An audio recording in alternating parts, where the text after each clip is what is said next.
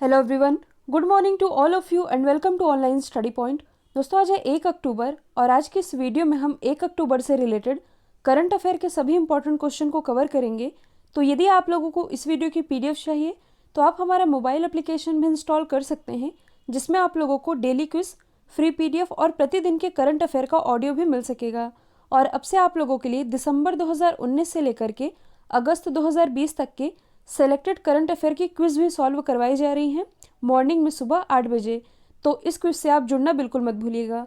और यदि आप चैनल पर नए हैं तो चैनल को सब्सक्राइब कर लीजिए, साथ ही बेल आइकन दबाना बिल्कुल मत भूलिएगा, ताकि आप लोगों को हमारी सभी वीडियो की नोटिफिकेशन सबसे पहले मिल सके। तो चलिए स्टार्ट करते हैं हमारा पहला क्वेश्चन। हाल ही में अंतर्राष्ट्रीय अनुवाद दिवस ये कब मनाया गया है, यानी कि इंटरनेशनल ट्रांसलेशन डे। तो ये भी हाल ही में मनाया गया है 30 सितंबर को। और ये दिवस मनाया क्यों जाता है? तो देखिए, बाइबल का जिन्होंने अनुवाद किया था, मतलब कि ये बाइबल के अनुवादक और संरक्षक दोनों ही माने जाते हैं, इनका नाम है जेरोमा सेंट। इनका निधन हुआ था 30 सितंबर को ही, और इसलिए इनकी स्मृति में मनाया जाता है अंतर्राष्ट्रीय अनुवाद दिवस। और इस बार जो इंटरनेशनल ट्रांसलेशन डे मनाया गया, इसकी थीम थी finding the words for a world in crisis. तो इसकी थीम भी आप याद रखेंगे। यदि हम अदर ऑप्शन को डिस्कस करें तो 27 सितंबर को मनाया गया है वर्ल्ड टूरिज्म डे, यानी कि विश्व पर्यटन दिवस, जिसकी थीम थी tourism and rural development.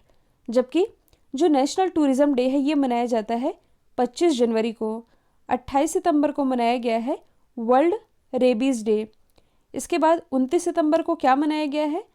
World heart day, यानी कि विश्व हृदय दिवस। नेक्स्ट है, हाल ही में ट्राई के नए अध्यक्ष कौन बने हैं? तो ये भी हाल ही में बन गए हैं पीडी वाघेला। जो पीडी वाघेला है ये 1986 बैच के गुजरात कैडर के आईएएस ऑफिसर हैं, और इनकी नियुक्ति अगले 3 साल के लिए ट्राई के अध्यक्ष के रूप में कर दी गई है। और इन्होंने स्थान लिया है आरएस शर्मा का, यानी कि राम सेवक शर्मा का। अब यदि हम बात करें ट्राई की, यानी कि telecom regulatory authority of India की, तो इसकी स्थापना हुई थी 20 फरवरी 1997 में। हेडक्वार्टर स्थित है नई दिल्ली में, और इसी के अध्यक्ष बने हैं पीडी वाघेला। यदि हम बाकी के 2 ऑप्शन को डिस्कस करें तो कुछ समय पहले ही जो अनिल धसमाना है ये बनाए गए हैं एनटीआरओ के प्रमुख, यानी कि नेशनल टेक्निकल रिसर्च ऑर्गेनाइजेशन के प्रमुख। जबकि जो रजत सूद है ये भी हाल ही में ईईसीएल के एमडी बने हैं, मतलब कि एनर्जी एफिशिएंसी सर्विस लिमिटेड, इसके एमडी बनाए गए हैं रजत सूद। हाल ही में प्राइम मिनिस्टर नरेंद्र मोदी जी ने किस राज्य में नमामि गंगे मिशन के तहत 6 मेगा प्रोजेक्ट्स का उद्घाटन किया है? तो ये उद्घाटन अभी हाल ही में किया गया है उत्तराखंड में 29 सितंबर 2020 को। और ये जो 6 मेगा प्रोजेक्ट्स हैं, इसके कुछ की पॉइंट आप लोगों को मैं बता देती हूँ। देखिए, इस मेगा प्रोजेक्ट के अंतर्गत सीवेज ट्रीटमेंट प्लांट भी शामिल है, और इन्होंने एक म्यूजियम का भी लोकार्पण किया है जो कि गंगा नदी के किनारे स्थित है। इसके अलावा मोस्ट इम्पॉर्टेंट है, इन्होंने जल जीवन मिशन, इसका लोगो भी लॉन्च कर दिया है। तो उद्घाटन कहाँ किया गया है? उत्तराखंड राज्य में। तो आप मैप में देख सकते हैं उत्तराखंड की लोकेशन। इसकी राजधानी है देहरादून, और देहरादून में पिछले ही वर्ष यानी कि 2019 में भारत के पहले हेलीकॉप्टर समिट का उद्घाटन किया गया था। और अभी हाल ही में यहाँ की ग्रीष्मकालीन राजधानी ये बनाई गई है गैरसेंण। मुख्यमंत्री तो ये हैं त्रिवेंद्र सिंह रावत, राज्यपाल ये हैं बेबी रानी मौर्य। इसके अलावा उत्तराखंड में ही स्थित है वैली ऑफ फ्लावर, यानी कि फूलों की घाटी, राजाजी नेशनल पार्क और गंगोत्री नेशनल पार्क, ये सभी स्थित है उत्तराखंड में ही। और यदि आप जियोग्राफी वाले पोर्शन को रिलेट कर सके तो जो टिहरी बांध है ये उत्तराखंड में ही स्थित है, और ये किस नदी पर बनाया गया है? ये बनाया गया है भागीरथी नदी पर। नेक्स्ट है, हाल ही में किस राज्य में रेडियो पाठशाला का शुभारंभ किया गया है? तो इसका शुभारंभ भी हाल ही में किया गया है ओडिशा राज्य में। और इस डिसीजन के बाद ओडिशा का जो स्कूल डिपार्टमेंट है इसने 28 सितंबर 2020 से, यानी कि अभी ही, ऑल इंडिया रेडियो के माध्यम से क्लासेस शुरू कर दी है। क्योंकि आप सभी जानते हैं कोविड-19 के कारण वैसे ही स्कूल काफ़ी समय से बंद है। हालांकि लॉकडाउन के दौरान स्मार्टफोन के थ्रू भी ऑनलाइन क्लासेस अवेलेबल कराई जा रही थी, लेकिन सभी स्टूडेंट्स के पास स्मार्टफोन तो अवेलेबल नहीं होता। तो जो रेडियो है वो महंगे स्मार्टफोन के कंपैरिजन में सस्ता होता है, और इसलिए इस रेडियो स्कूल कार्यक्रम के माध्यम से और ज़्यादा से ज़्यादा स्टूडेंट को जोड़ने के लिए इसकी शुरुआत कर दी है ओडिशा गवर्नमेंट ने। रेडियो पाठशाला की। तो सबसे पहले आप मैप में देख सकते हैं ओडिशा की लोकेशन। ओडिशा की राजधानी है भुवनेश्वर, और भुवनेश्वर से आप लोगों को लिंगराज मंदिर याद आना चाहिए, कलिंगा स्टेडियम और नालको यानी कि नेशनल एल्यूमिनियम कंपनी लिमिटेड, इसका भी हेडक्वार्टर स्थित है भुवनेश्वर में ही। मुख्यमंत्री हैं नवीन पटनायक, जिन्हें कुछ समय पहले ही हीरो टू एनिमल अवार्ड से सम्मानित किया गया था। राज्यपाल है गणेशी लाल। ओडिशा को भी यदि हम जियोग्राफी वाले पोर्शन से रिलेट कर सकें तो यहाँ स्थित है हीराकुंड बांध, और ये किस नदी पर बनाया गया है? ये बनाया गया है महानदी पर। और कल ही मैंने आप लोगों को बताया था ओडिशा गवर्नमेंट के द्वारा टूरिज्म को बढ़ावा देने के लिए किस अभियान की शुरुआत की गई है? बाय रोड अभियान की। सिमलीपाल नेशनल पार्क और भीतरकनिका नेशनल पार्क, ये दोनों ही स्थित है ओडिशा में ही। नेक्स्ट है, हाल ही में किस राज्य की पहली और एकमात्र महिला मुख्यमंत्री जिनका नाम था अनवरा तैमूर, इनका निधन हो गया है? तो ये पहली महिला मुख्यमंत्री थी असम की, और अभी हाल ही में हार्ट अटैक के कारण 83 वर्ष की आयु में ऑस्ट्रेलिया में इनका निधन हो चुका है। और इनसे रिलेटेड एक और फैक्ट आप याद रखेंगे, जो अनवरा तैमूर है ये भारत में किसी भी राज्य की पहली महिला मुस्लिम मुख्यमंत्री भी रह चुकी हैं, और इन्हीं का अभी हाल ही में निधन हुआ है। आप मैप में देख सकते हैं असम की लोकेशन। असम की राजधानी है दिशपुर, मुख्यमंत्री है सर्बानंद सोनोवाल, राज्यपाल तो ये हैं जगदीश मुखी। असम में स्थित है काजीरंगा राष्ट्रीय उद्यान, जो कि फेमस है एक सींग वाले गेंडे के लिए। और 2 दिन पहले मैंने आप लोगों को बताया था हाल ही में असम सरकार के द्वारा ग्राम्य परिवहन अचोनी योजना की शुरुआत की गई है। और यदि आप असम को भी जियोग्राफी वाले पोर्शन से रिलेट करेंगे तो जो विश्व का सबसे बड़ा नदी द्वीप है जिसका नाम है माजुली नदी द्वीप, ये असम में ही स्थित है। और किस नदी पर है? तो ये स्थित है ब्रह्मपुत्र नदी पर। नेक्स्ट है, हाल ही में किस राज्य ने YSR जल कला स्कीम की शुरुआत की है? तो इसकी शुरुआत अभी हाल ही में की गई है आंध्र प्रदेश गवर्नमेंट के द्वारा। और बेसिकली ये योजना किन के लिए है? तो ये है छोटे और सीमांत किसानों के लिए। तो देखिए, इस योजना के तहत जो राज्य सरकार है ये किसानों को फाइनेंशियली हेल्प यानी कि वित्तीय सुविधा तो देगी ही, इसके अलावा बोरवेल और ड्रिलिंग के लिए भी हेल्प करेगी। मतलब कि जो भी ज़रूरतमंद किसान हैं उनको फ्री ड्रिलिंग की व्यवस्था देगी आंध्र प्रदेश गवर्नमेंट। तो सबसे पहले आप मैप में देख सकते हैं आंध्र प्रदेश की लोकेशन। इसकी राजधानी है कुर्नूल, अमरावती और विशाखापट्टनम, और 3 राजधानियों वाला ये भारत का पहला राज्य भी है। मुख्यमंत्री कौन है? तो ये है जगन मोहन रेड्डी। राज्यपाल तो ये है विश्वभूषण हरिचंदन। और 2019 में ही आंध्र प्रदेश के अमरावती में भारत का 25वां उच्च न्यायालय खोला गया है, जिसके मुख्य न्यायाधीश हैं JK माहेश्वरी। और अभी हाल ही में जो डूइंग बिजनेस इंडेक्स जारी किया गया था, इसमें जो आंध्र प्रदेश है ये टॉप पर रहा था। इसके अलावा फलों के उत्पादन में भी आंध्र प्रदेश टॉप पर रहा है। इसमें आप कंफ्यूज नहीं होइएगा, क्योंकि ये जो रैंकिंग है ये भारत के अंतर्गत मतलब कि राज्यों की रैंकिंग जारी की गई है डूइंग बिजनेस इंडेक्स की। यदि पूरे वर्ल्ड की बात करें तो पूरे वर्ल्ड में जो डूइंग बिजनेस इंडेक्स जारी किया जाता है वर्ल्ड बैंक के द्वारा, इसमें टॉप किया था न्यूजीलैंड ने। इंडिया की रैंकिंग थी 63rd। तो इसमें आप कंफ्यूज नहीं होइएगा। अब यदि हम आंध्र प्रदेश को भी जियोग्राफी वाले पोर्शन से रिलेट करें तो आप लोगों ने श्री सैलम बांध का नाम ज़रूर सुना होगा। ये आंध्र प्रदेश में ही स्थित है, और किस नदी पर है? तो ये स्थित है कृष्णा नदी पर। नेक्स्ट है, हाल ही में राजस्थान के किस शहर में नो मास्क नो सर्विस अभियान की शुरुआत की गई है? तो इसकी शुरुआत अभी हाल ही में की गई है राजस्थान के जोधपुर से। आप सभी जानते हैं भारत के हर राज्य में कोरोना वायरस का संक्रमण तेज गति से फैलते जा रहा है और केसेस लगातार बढ़ते जा रहे हैं। तो इसी को ध्यान में रखते हुए हर राज्य सरकार के द्वारा मास्क कंपलसरी कर दिया गया है, और इसलिए जो जोधपुर है इसके द्वारा नो मास्क नो सर्विस अभियान की शुरुआत की गई है। अच्छा, ये मास्क से रिलेटेड अभियान है तो इससे आप कुछ रिलेट कर सकते हैं।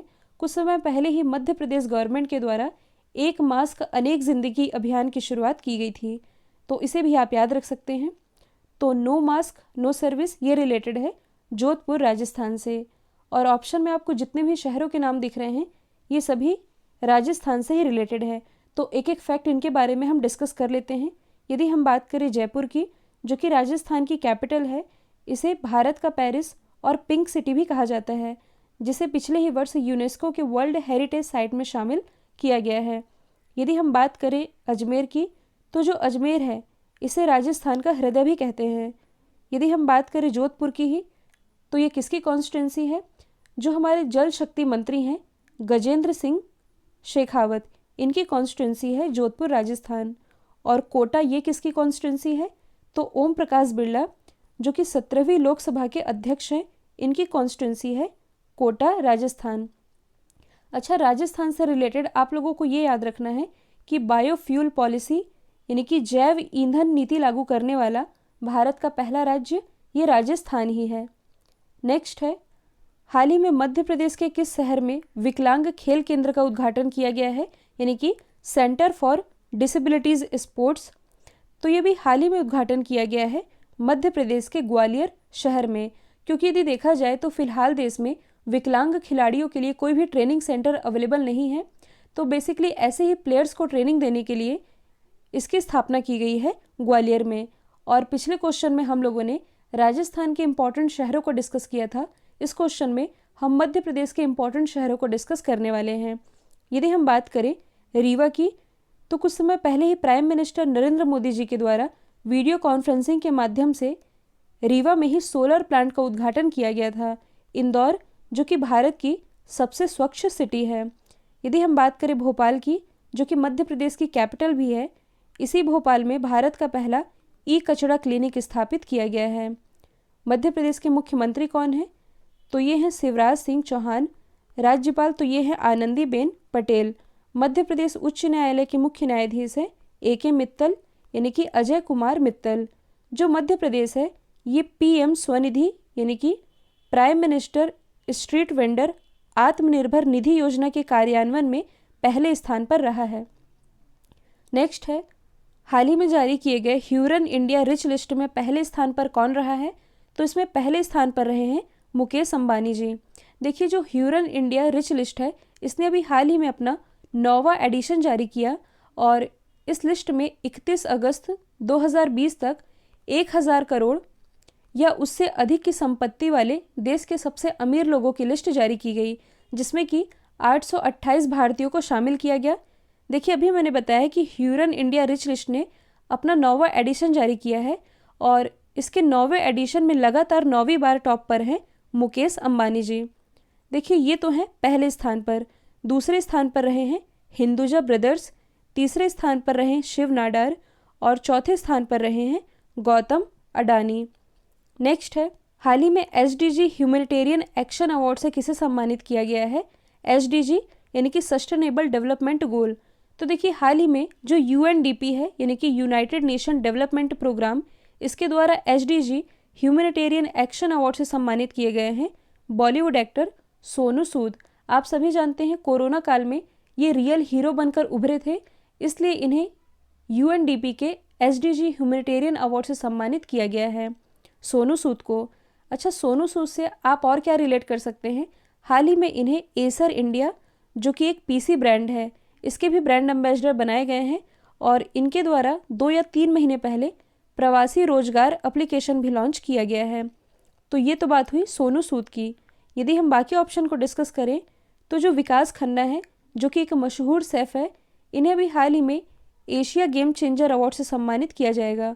और क्यों सम्मानित किया जाएगा?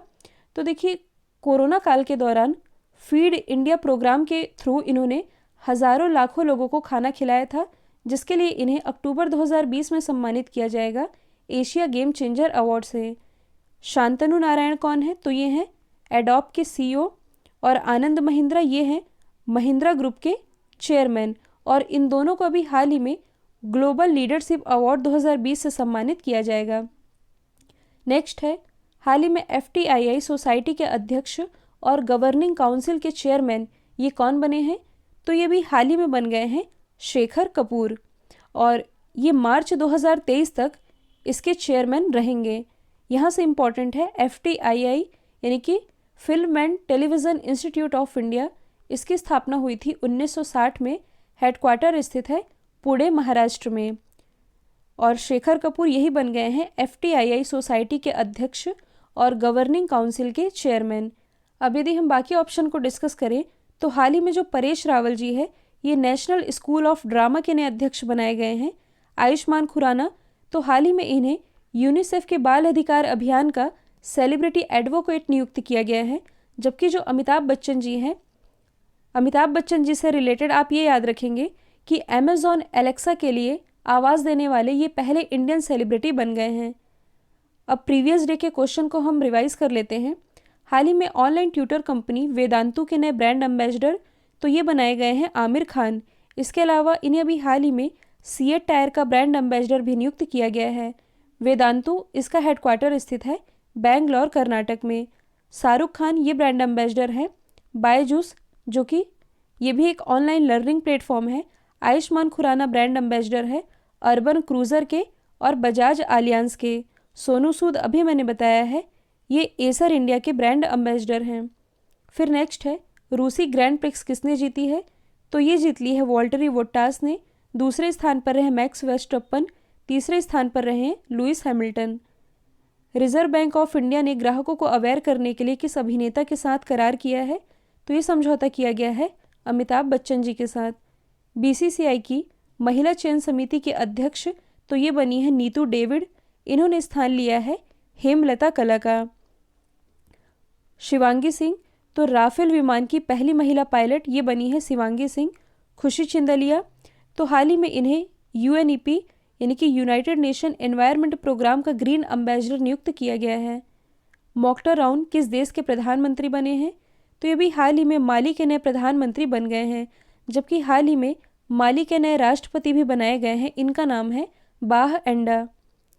नीति आयोग द्वारा जारी किए गए एक्सपोर्ट रेडीनेस इंडेक्स में कौन सा राज्य टॉप पर रहा है, तो इसे टॉप किया है गुजरात ने। और नीति आयोग के द्वारा ही जारी किया जाता है जल प्रबंधन सूचकांक यानी कि वाटर मैनेजमेंट इंडेक्स, इसे भी टॉप किया है गुजरात ने ही। कल मैंने आप लोगों से पूछा था COP26 का आयोजन ये कहाँ किया जाएगा, तो इसका आयोजन किया जाएगा ग्लासगो में। अब आप लोगों के लिए आज का सवाल है, नेशनल आइडेंटिटी स्कीम में फेशियल वेरिफिकेशन का इस्तेमाल करने वाला विश्व का पहला देश कौन बना है, तो इसका जो भी आंसर है कमेंट बॉक्स में बताइएगा। वीडियो यदि पसंद आया है तो एक लाइक एक शेयर करना बिल्कुल मत भूलिएगा। तो आज के लिए इतना ही। Thank you so much.